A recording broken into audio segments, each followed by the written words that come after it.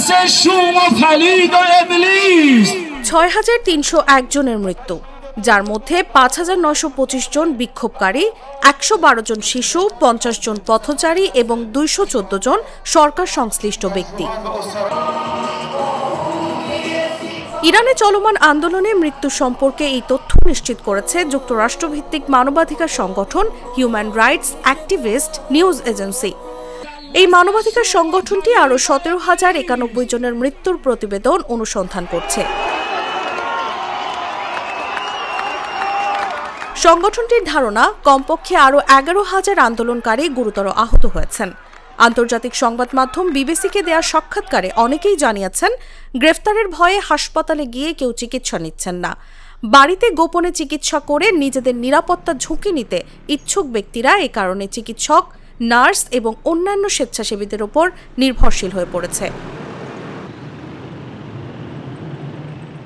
স্বাস্থ্যসেবা কর্মীরা বিবিসিকে আরও জানিয়েছেন, হাসপাতালগুলোতে নিরাপত্তা বাহিনী উপস্থিত রয়েছে।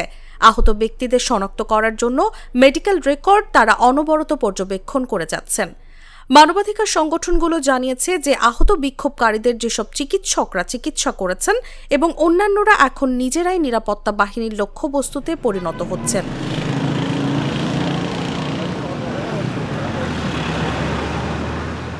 ইরান হিউম্যান রাইটস জানিয়েছে, ইরানে তাদের সূত্রগুলো কমপক্ষে 5 জন চিকিৎসক এবং 1 জন স্বেচ্ছাসেবককে গ্রেফতারের খবর দিয়েছে।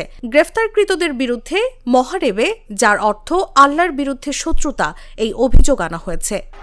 ইরানি আইন অনুযায়ী এই অপরাধে মৃত্যুদণ্ডও হতে পারে। এদিকে ইরানি কর্তৃপক্ষ জানিয়েছে, চলমান এই পরিস্থিতিতে 3,100 জনেরও বেশি মানুষ নিহত হয়েছে।